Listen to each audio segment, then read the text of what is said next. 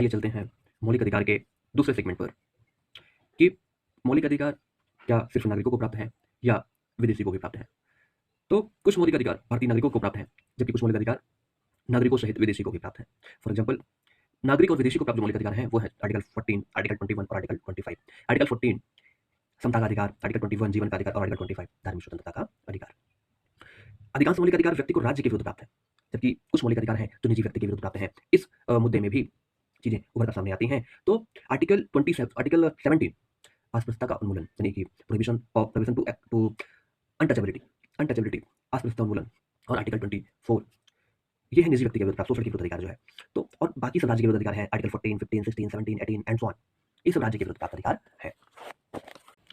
अब बात करते हैं, मूल संविधान में 7 प्रकार के मौलिक अधिकार प्राप्त थे। तो फिर उसके बाद 44वां संविधान संशोधन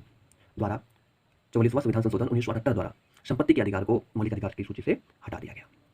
article 19 clause 1 sub clause F जो कहता था कि प्रत्येक व्यक्ति को संपत्ति के अर्जन व्ययन करने का अधिकार होगा, और आर्टिकल 31 जो कहता था कि विधि के प्राधिकार के बिना किसी भी व्यक्ति को उसकी संपत्ति से वंचित नहीं किया जाएगा।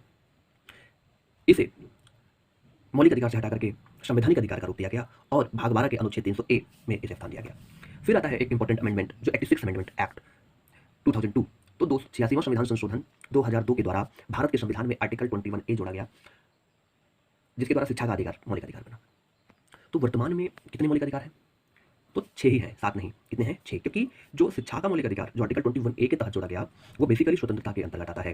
तो 6 प्रकार के अधिकार हैं। नंबर 1 समानता का अधिकार, आर्टिकल 14, 15, 16, 17, 18। फिर दूसरा है स्वतंत्रता का अधिकार, आर्टिकल 19, 20, 21, 21A और 22। फिर तीसरा आता है शोषण के विरुद्ध अधिकार, आर्टिकल 23 और 24। फिर आता है शोषण के विरुद्ध अधिकार यानी कि राइट अगेंस्ट एक्सप्लॉयटेशन, ये है आर्टिकल 23, 24। फिर है आगे धार्मिक स्वतंत्रता का अधिकार, धार्मिक स्वतंत्रता का अधिकार आर्टिकल 25, 26, 27, 28। फिर पांचवा है सांस्कृतिक और शैक्षणिक अधिकार जो अल्पसंख्यकों को प्राप्त है। इसमें अल्पसंख्यकों की बात की गई है। भाई जब हमारे पास सांस्कृतिक और शैक्षिक अधिकार थे आर्टिकल 29 और 30 में, तो क्या जरूरत थी आर्टिकल 21A को जोड़ने की?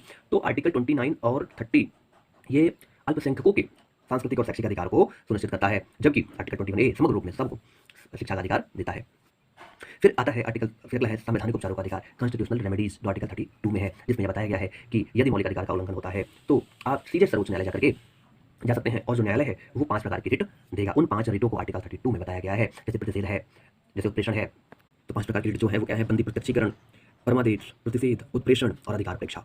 ये 5 प्रकार की रिट सर्वोच्च न्यायालय और उच्च न्यायालय वो जारी करते हैं यदि आपका मौलिक अधिकार का उल्लंघन होता है तो। अब यदि बात करें तो मौलिक अधिकार कहाँ से कहाँ तक है? आर्टिकल 12 to 35, लेकिन आर्टिकल 12 में राज्य की परिभाषा और